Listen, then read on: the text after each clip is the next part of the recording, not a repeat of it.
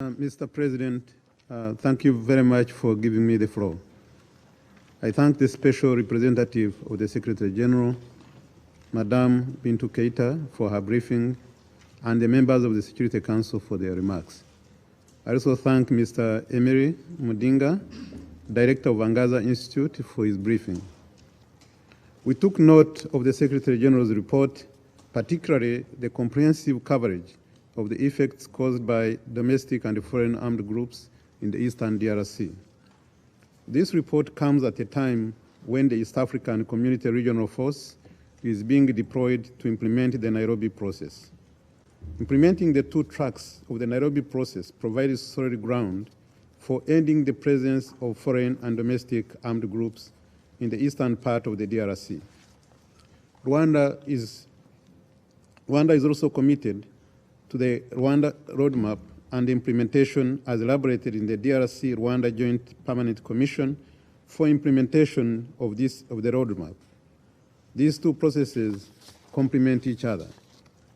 Mr. President, with these 2 processes, we trust that a sustainable solution can be implemented.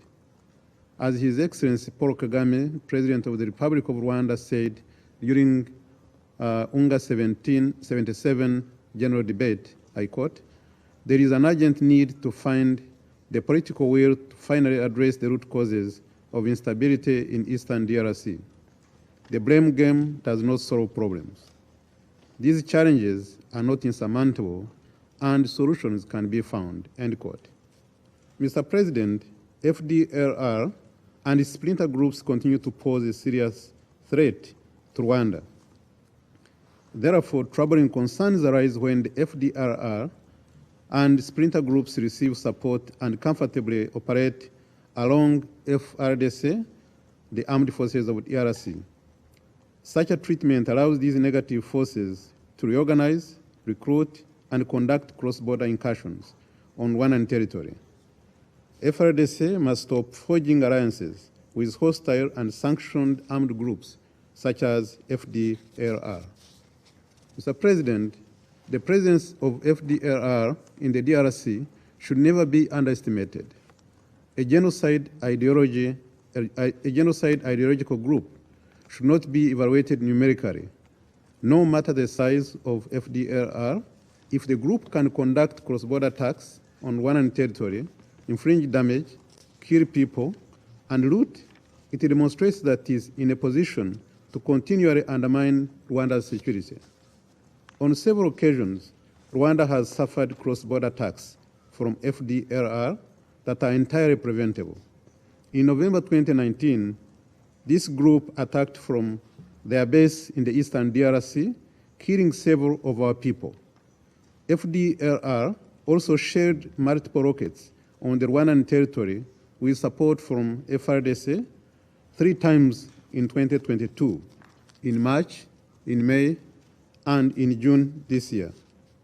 In view of these attacks, FDLR and splinter groups clearly present a credible threat to Rwanda's security, and assertions to the contrary are disingenuous. Mr. President, Rwanda's wishes to reiterate that the tendency of some Congolese leaders to scapegoat Rwanda for political attention only serves to deepen the anti-Rwanda sentiment and xenophobic behavior that in turn escalates the conflict between communities in DRC.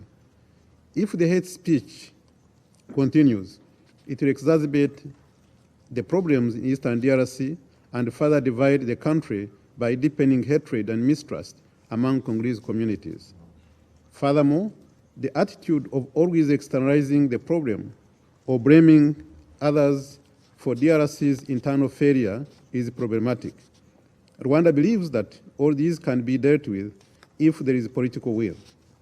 In this regard, the government of DRC should accept its obligation under the agreements and implement existing signed and agreed peace arrangements.